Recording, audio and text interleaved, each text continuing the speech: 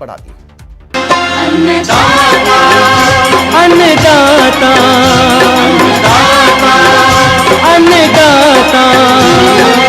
नीत तुम्हारा अन्नदाता, पग पग पर है संग तुम्हारे अन्नदाता। लहू किसानों का बन के पसीना सींचता है धरती का सीना, मेहनत का तेरी हक दिलवाने, नई तकनीक नई खोज बताने। पशुधन को गुणवान बनाना, पौध सुरक्षा को सिखलाना, खेती के सब गुर समझाने, भारत का सरताज बनाने, आठों पहर है संग तुम्हारे अन्नदाता अन्नदाता। नमस्कार, मैं आयुषी आप सभी दर्शकों का अन्नदाता कार्यक्रम में स्वागत करती हूँ। त्याग और तपस्या का दूसरा नाम है किसान। कृषि ही उसकी भक्ति है और कृषि ही उसकी शक्ति है, कृषि ही उसकी निद्रा है और कृषि ही उसका जागरण है। ऐसे ही भारतीय किसानों को खेतीबाड़ी से जुड़ी हुई बहुत सी नई लाभकारी जानकारियां देने के लिए हर रोज सुबह हम आपके साथ आते हैं। तो चलिए कार्यक्रम शुरू करने से पहले देखते हैं क्या है आज के अन्नदाता में। भैंस की पूंछ की सिल से 2 क्लोन काव पैदा कर रचा इतिहास। अधिक उपज के लिए आलू और मक्की की मिश्रित फसल में जरूरी कार्य। राष्ट्रीय डेयरी अनुसंधान संस्थान ने लिखी सफलता की एक और नई इबारत। पहली बार भैंस की पूंछ के सिल से 2 क्लोन काव पैदा कर इतिहास रचा। वैज्ञानिकों ने पहली बार भैंस की पूंछ के टुकड़े से क्लोन काव पैदा करने में सफलता हासिल की है। क्लोनिंग में एक के बाद एक सफलता से देश में आने वाले समय में दूध उत्पादन बढ़ने की संभावना है। इससे किसानों की आय बढ़ेगी, परंतु कैसे बढ़ेगा दूध का उत्पादन, आइए जानते हैं NDRI के निदेशक डॉक्टर MS चौहान से।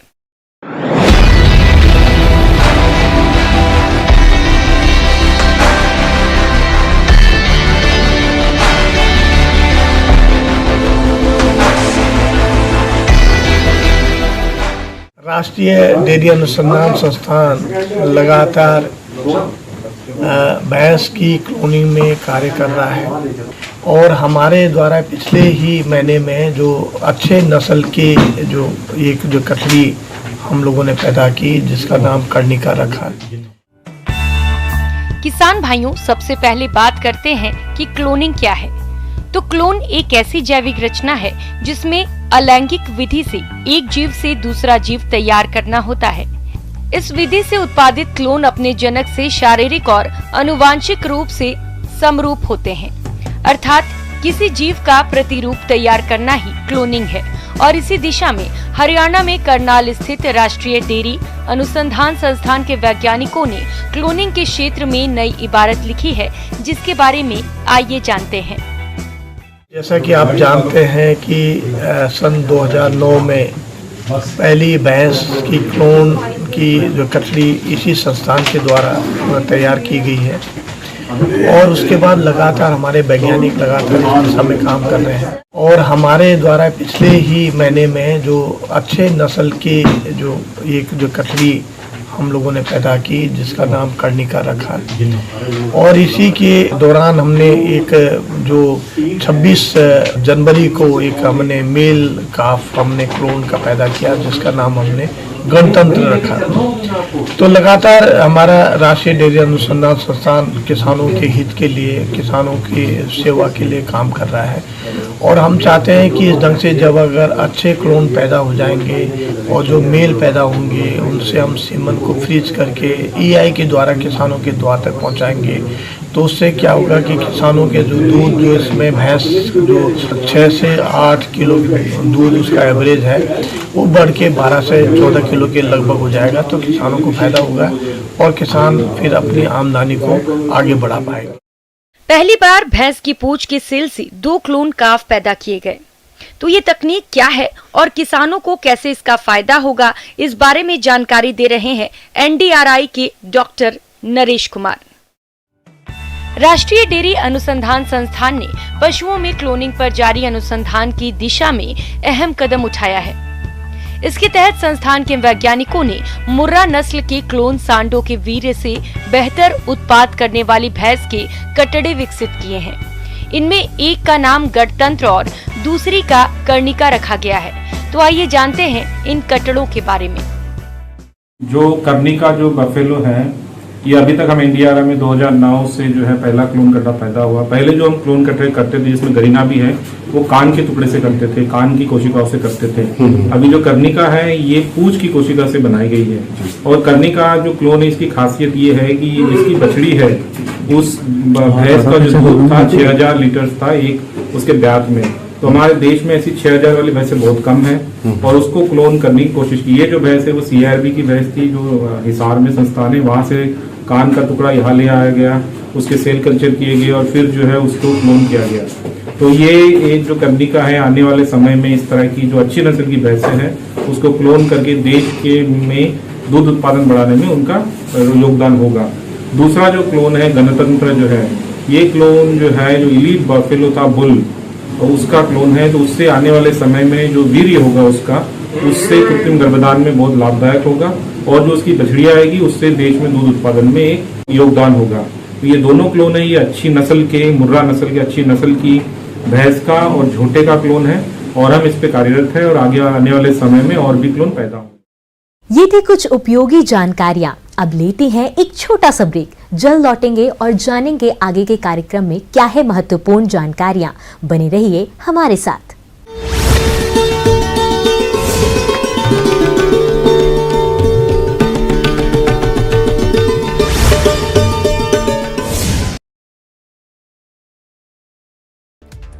पवाना में JJ कॉलोनी इलाके में बड़ा हादसा हो गया। एक बिल्डिंग गिर गई जिसके मलबे में दबने से 4 लोगों की मौत हो गई, कई लोग घायल हुए। अलवर के चौपानकी औद्योगिक क्षेत्र में एक निर्माणाधीन उद्योग इकाई में बड़ा हादसा हो गया, जिससे निर्माण के दौरान दूसरी मंजिल के लेंटर भरभराकर गिर गया और मौके पर कार्यरत 25 मजदूर लेंटर के नीचे दब गए, जिनमें से 24 को निकाला गया, एक की मौत हो गई। बीजापुर में CRPF और नक्सलियों के बीच मुठभेड़ में एक जवान SP तिर्की शहीद हो गया और एक जवान घायल भी हो गया। कर्नाटक में हिजाब को लेकर उठे विवाद के बीच कर्नाटक सरकार ने कक्षा 1 से 10 तक के छात्रों के सोमवार से स्कूलों में जाने की घोषणा करने के एक दिन बाद शुक्रवार को डिग्री और डिप्लोमा कॉलेजों की छुट्टियां 16 फरवरी तक बढ़ा दी। देश में पिछले 24 घंटे में कोरोना वायरस के 50,407 नए मामले सामने आए। 804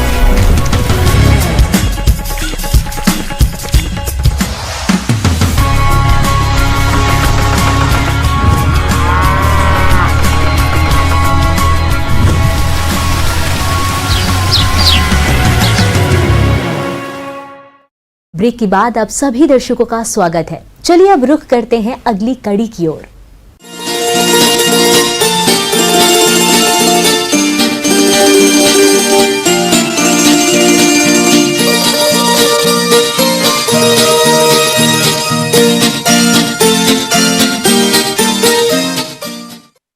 किसान भाइयों, आज बढ़ती बेरोजगारी को देखते हुए ये जरूरी है कि बदलते समय की मांग के अनुसार व्यवसायों को अपनाया जाए, तभी आपको अच्छी आमदनी मिलेगी। अगर रंगीन मछलियों के पालन की बात करें तो ये व्यवसाय आज अच्छी आय का जरिया बनता जा रहा है। अगर आप भी रंगीन मछलियों का पालन करना चाहते हैं तो इसकी शुरुआत आप कैसे करें, इस बारे में जानकारी दे रही हैं मत्स्य विशेषज्ञ डॉक्टर इप्सिता विश्वास।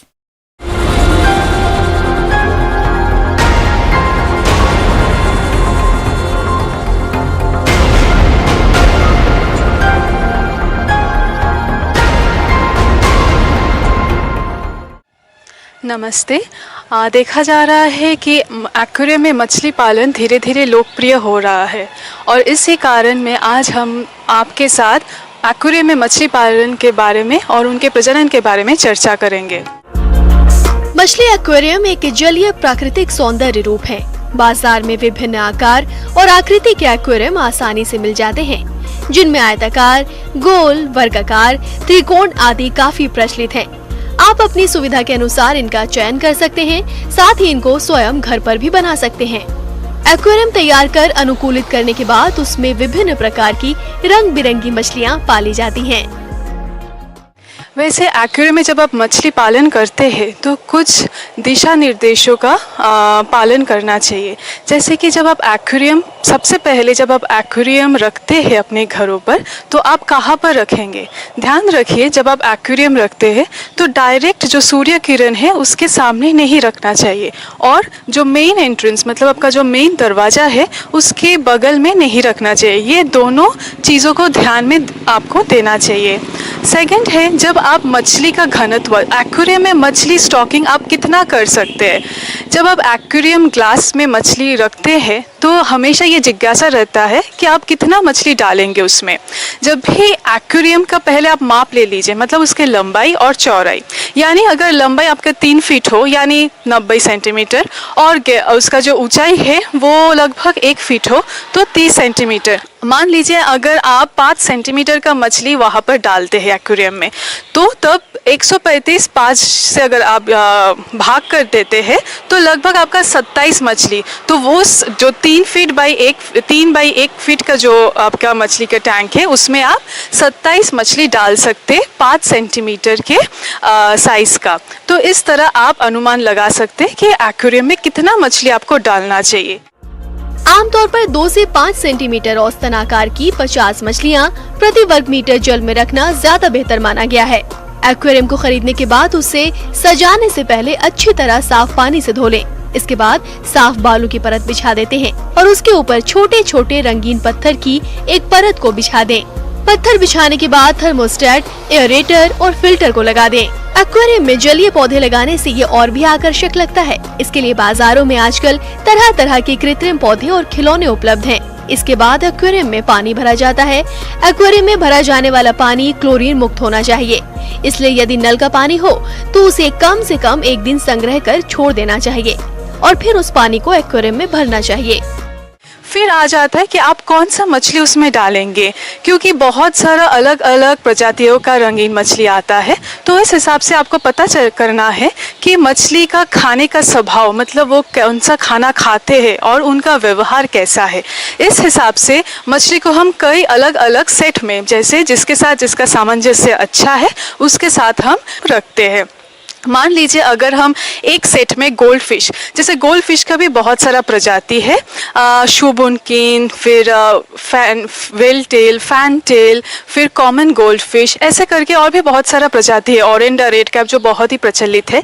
इस तरह के मछली के साथ आप शार्क जो कि छोटे आकार के हो जैसे टाइगर शार्क या सिल्वर शार्क बिल्कुल अच्छे से डाल सकते हैं और आपके एक्वेरियम भी अच्छा रहेगा। नेक्स्ट सेट अगर आप चिचलिडे फैमिली जैसे टेक्सस हो गए या फिर कुछ अलग जाति का अगर चिचलिड रखते हैं तो उसके साथ आप गौरम ही रख सकते हैं। नेक्स्ट आप और भी एक सेट बना सकते हैं जैसे शिशुजनक मछली माने मौली, गप्पी, प्लाटी, स्वॉटेल, इसके साथ आप डाल सकते हैं जेब्रा डैनियो और आप डाल सकते हैं छोटा छोटा ग्लास फिश। ऐसे करके आप अलग अलग डिफरेंट सेट बना सकते। सिर्फ ध्यान रखिए कि वो कौन सा खाना पसंद करते। जैसे मांसाहारी मछलियों के साथ आप वैसा मछली शाकाहारी मछली को मत रखिए। तो क्या होता है वो अगर बड़े आकार का मांसाहारी मछली है तो वो छोटा मछली को खा जाएगा। इस हिसाब से आप मछली को चयन कीजिए। मछलियों का प्राकृतिक आहार प्लवक है, परंतु एक्वेरियम में मुख्यतः कृत्रिम आहार का प्रयोग किया जाता है। आहार दिन में 2 बार निश्चित समय में 2% शरीर भार के अनुसार दिया जाना चाहिए। ये मात्रा जरूरत के अनुसार बढ़ाई या घटाई जा सकती है। भोजन उतना ही देना चाहिए जितना मछलियाँ तुरंत खाकर खत्म कर दें। सप्ताह में 1 या 2 बार प्लवक भी खिलाना चाहिए, इससे मछलियों की चमक बनी रहती है। मछली जब आहार आप देते तो ध्यान रखिए बहुत सारा पेट शॉप नाम करके बहुत सारा दुकान आप देख पाते, तो उसमें से आप को पता लगाना पड़ेगा कि ज़्यादा प्रोटीन युक्त खाना कौन सा है। लगभग 15 से 20% प्रोटीन खाना आपको उपलब्ध करवाना है, क्योंकि ये कलर एनहांस करता है आपका, और जिसमें पिगमेंट ज़्यादा हो यानी कैरोटिनॉइड या एक्सांथनिन, ये सब पिगमेंट अगर जिस खाने में ज़्यादा है उस खाने का मछली पिलेटेड फॉर्म में आप डाल डाल सकते हो। या फिर अगर लाइव फीड आप प्रयोग करते हैं तो माने ट्यूबिफिक्स, उसको आप छोटा छोटा पीसेस में काट करके उसको छिद्र वाला एक छोटा कप में एक्वेरियम के टैंक के साइड में आप रख के मछली को अच्छे से खाना प्रयोग कर सकते हैं। तो मछली उस कप से अपने आप ही खाना लेते रहेगा और आपके एक्वेरियम दूषित से मुक्त रहेगा। एक्वेरियम में मछली पालन करते समय कुछ जरूरी बातों का ध्यान रखना चाहिए, जैसे कि थर्मोस्टेट द्वारा पानी का तापमान 24 से 28 डिग्री सेल्सियस के बीच बनाए रखें। एरेटर द्वारा वायु प्रवाह निरंतर करना चाहिए। पानी साफ रखने के लिए फिल्टर का उपयोग करना चाहिए। एक्वेरियम में उपस्थित अनावश्यक आहार या फिर उत्सर्जित पदार्थों को प्रतिदिन साइफन द्वारा बाहर निकालना चाहिए। हर 15 दिन में एक बार आधा पानी निकालकर स्वच्छ पानी भरना चाहिए। यदि कोई मछली मर जाती है तो उसे तुरंत ही निकाल दें। अगर कोई मछली बीमार हो तो इसका उपचार करना जरूरी है। एक्वेरियम के शीशे की दीवार कुछ समय बाद धुंधली दिखाई देने लगती है, इसलिए इसे मुलायम साफ कपड़े से बिना खरोंच के शीशे को प्रतिदिन पोंछना चाहिए। एक्वेरियम में लगाए गए उपकरणों की क्रियाविधि की जांच समय समय पर करते रहें। आगे और भी है कुछ रोचक जानकारियां, पर यहाँ पर रुकेंगे एक और ब्रेक के लिए। जल्द हाजिर होते हैं।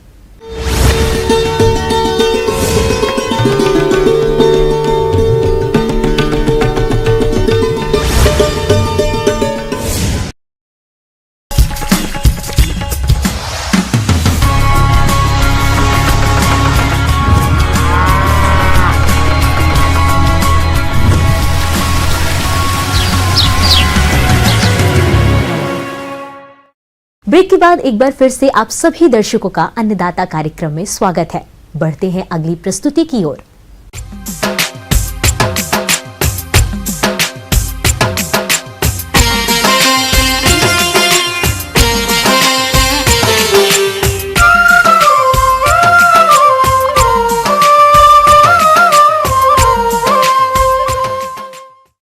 देश के बहुत से किसान रबी मौसम में आलू के साथ मक्का की खेती करते हैं और जिन किसानों ने आलू के साथ मक्के की खेती कर रखी है उनकी फसल बुआई के अनुसार कई अवस्थाओं में है, जिससे इस समय कुछ जरूरी कार्यों जैसे सिंचाई, उर्वरक प्रबंधन, पौध सुरक्षा उपायों को अपनाने की जरूरत है। तो किसान इन सभी कार्यों को किस तरह से करें, आइए जानते हैं डॉक्टर DK द्विवेदी से।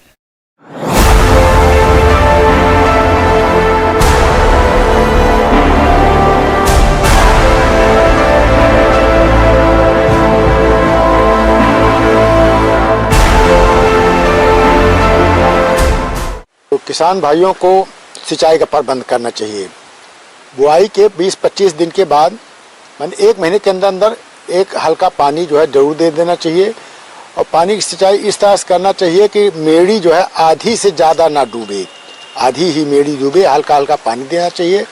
पानी देना इसमें मुख्य कार्य है।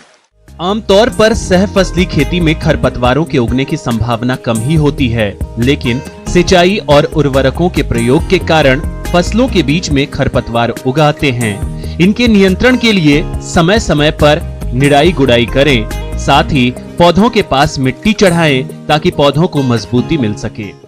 निकौनी क्या रहती है, हम लोग मेड़ी से बुआई किए रहते हैं तो खरपतवार का बहुत कम ही प्रकोप रहता है। तो हल्का हल्का जो है कुदाली से कुड़ाई करते हुए इसमें खरपतवार चुनते हुए उसमें फिर यूरिया का फर्स्ट ऊपर बेसन जो है कर देना चाहिए, या मिट्टी चढ़ा दीजिए। यूरिया, DAP, पोटाश डाल दिए होंगे। मकई और जो है आलू का दोनों का अगर इंटरक्रॉपिंग किए होंगे। फसल की मांग के अनुसार उर्वरकों का प्रयोग समय पर करना जरूरी रहता है। इसके लिए फसलों की क्रांतिक अवस्थाओं पर संतुलित मात्रा में उर्वरकों का प्रयोग करें। उसमें फिर यूरिया का फर्स्ट ऊपर बेसन जो है कर देना चाहिए, या मिट्टी चढ़ा दीजिए और उसके बाद फिर दूसरी सिंचाई करके आप मिट्टी का माने उसका सिंचाई का कर देते हैं। 40-45 दिन पर जो है आपको यूरिया को ऊपर बेसन कर देना चाहिए पहला। उसके बाद फिर दूसरा ऊपर बेसन आपको 60-65 दिन पर करना चाहिए। बस यही 2 जगह पर जो है यूरिया का आदेश डाल दिया जाता है तो आलू की फसल अपने जो है पूरे बढ़वार पर आ जाती है और उसमें आलू होने की संभावना बहुत अच्छी हो जाती है। यूरिया जो है आपको 1 एकड़ में 1 एकड़ के हिसाब से बता रहे हैं। मकई में हमने आलू में तो डाला ही, मकई में जो डालना है 50 किलोग्राम यूरिया प्रति एकड़ की दर से मकई में पानी देने के बाद ऊपर बेसन करना चाहिए, जिसको टॉप ड्रेसिंग कहते हैं, बचा करके पौधे के अगल बगल में उसको काट देना चाहिए। और उसके बाद फिर जब गांठ से ऊपर हो जाए, पौधा कमर के आसपास आ जाए, तब उसको दूसरा जो है नाइट्रोजन यूरिया का ऊपर बेसन करना चाहिए। यूरिया 50 किलो फिर लेकर के 1 एकड़ के हिसाब से पौधे में जो है, जब आपके खेत में हाल बढ़िया हो, मॉइस्चर बढ़िया हो, पानी की कमी है तो सिंचाई करके उसके बाद उसमें यूरिया ऊपर बेसन कर दीजिए। उसके बाद फिर आता है रोग व्याधि। आपको अर्ली ब्लाइट लगता है। अर्ली ब्लाइट में पत्तियों में होता है कि छोटा छोटा चित्ती पड़ता है, और एक होता है अर्ली ब्लाइट में जो है छोटा चित्ती पड़ता है, और लेट ब्लाइट में पत्ती जो है धब्बा पड़ता है काला सा, और उसमें रिंग टाइप का गोल गोल होते, पूरी पत्ती सड़ जाती, पूरा पौधा सड़ जाता है और बड़ी क्षति होती है। तो इन सब दवाओं रोगों के लिए बाजार में डायथेन Z78 या डायथेन M45 Z78 भी मिलता है। कोई भी दवा मिले उसको ला करके 2 ग्राम प्रति लीटर में जो है पानी में घोल करके टब में बना लेना, उसको जो है स्प्रे कर देना चाहिए। कई बार सह फसलें जैसे आलू, चना, मटर, सेम, मिर्च आदि पर पाले का प्रभाव पड़ता है। इसलिए पाले पड़ने पर फसलों में हल्की सिंचाई करें। खेत के चारों ओर फसल अवशेष का धुआं करें। साथ ही हो सके तो सह फसलों पर 2% थायो यूरिया या सल्फेक्स 3 ग्राम प्रति लीटर पानी में घोलकर छिड़काव करें। अब आता मकई। जब हम आलू खोदते हैं तो हम खेत में कुछ न कुछ नमी, जिसको किसान लोग हाल कहते हैं, मॉइस्चर रहता है। तो जब से खुदाई करते हैं सावधानी करना चाहिए कि तुरंत उस आलू की मिट्टी के जो निकलती है उसको मकई के लाइन में तुरंत बगल में कर दे, उसी में सटा रहता है, उसको कर देना चाहिए। इस तरह से हमारा जो है खुदाई भी हुआ और नाली भी बन गया। अब नाली बनने के बाद तुरंत मकई में पानी जो है हल्का सा सींच देना चाहिए, और यूरिया का जो है टॉप ड्रेसिंग कर देना चाहिए। इसमें यह है, आलू और मकई की सह फसली खेती करने पर, इंटरक्रॉपिंग करने पर यह होता है कि आलू की भी भरपूर उपज मिलती है बिना कमी किए हुए, और उसी एक एरिया में आपको मकई का भी भरपूर उपज मिलता है। इस तरह किसानों को आम के आम गुठलियों के दाम एक ही जगह से 2 आमदनी हो जाती है।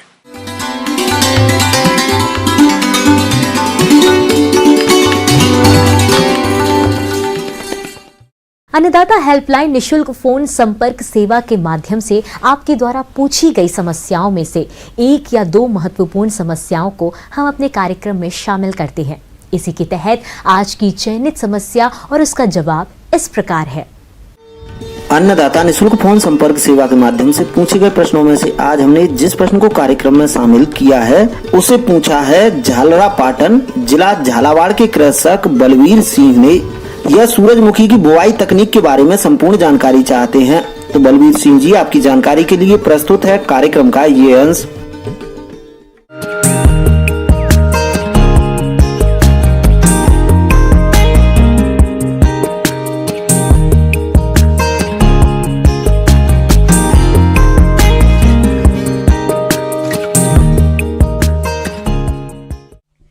सूरजमुखी, जिसे तिलहनी फसल के रूप में जाना जाता है और बेहतर मुनाफा देने के कारण इसे नकदी फसल के रूप में भी जाना जाता है, पिछले कुछ वर्षों से अपनी उत्पादन क्षमता और अधिक मूल्य के कारण सूरजमुखी की खेती प्रदेश के किसानों में लोकप्रिय होती जा रही है।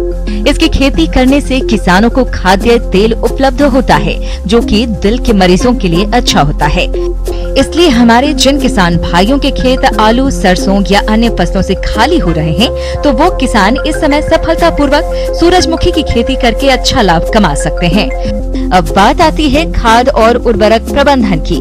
तो 20 टन सड़ी हुई गोबर की खाद, 125 किलोग्राम यूरिया, 130 किलोग्राम DAP और 70 किलोग्राम MOP प्रति हेक्टेयर प्रयोग में लाएं, जिसमें यूरिया की 40 किलोग्राम और अन्य खाद उर्वरकों की पूरी मात्रा बुआई के समय दें। और शेष यूरिया का प्रयोग आप खड़ी फसल में 2 बार में टॉप ड्रेसिंग के रूप में कर दें, जिससे आपकी फसल की बढ़वार अच्छी होगी।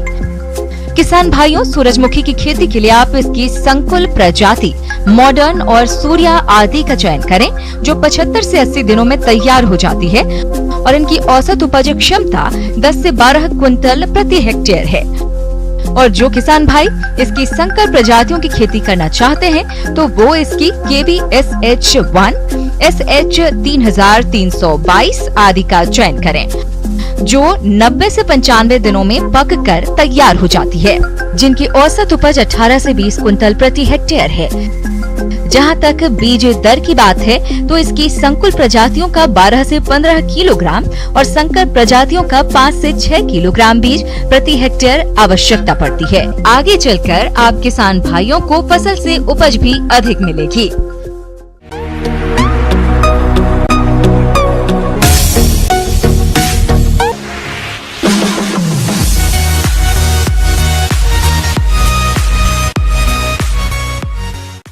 राज्य की विभिन्न मंडियों में कृषि उत्पादों के चढ़ते उतरते बाजार भाव की संक्षिप्त जानकारी इस प्रकार है।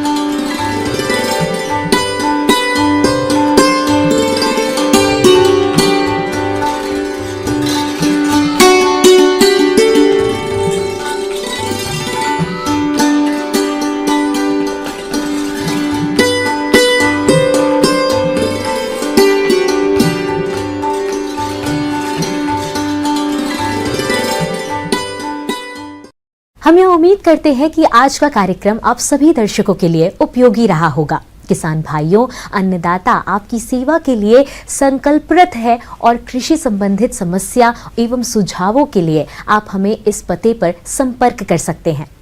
प्रोड्यूसर अन्नदाता, news 18 Rajasthan, Ramoji film city, Hyderabad 501512। साथ ही आप हमें ईमेल भी कर सकते हैं। हमारा ईमेल है p18annadattarajasthan@nw18.com। इसके अतिरिक्त आप हमें निशुल्क हेल्पलाइन नंबर 180088921633 पर सोमवार से शनिवार सुबह 10 से शाम 4 बजे के बीच संपर्क कर सकते हैं। फिलहाल अन्नदाता की पूरी टीम को इजाजत दीजिए। कल फिर इसी समय आपसे मुलाकात होगी कृषि संबंधित कुछ और महत्वपूर्ण जानकारियों के साथ। नमस्कार।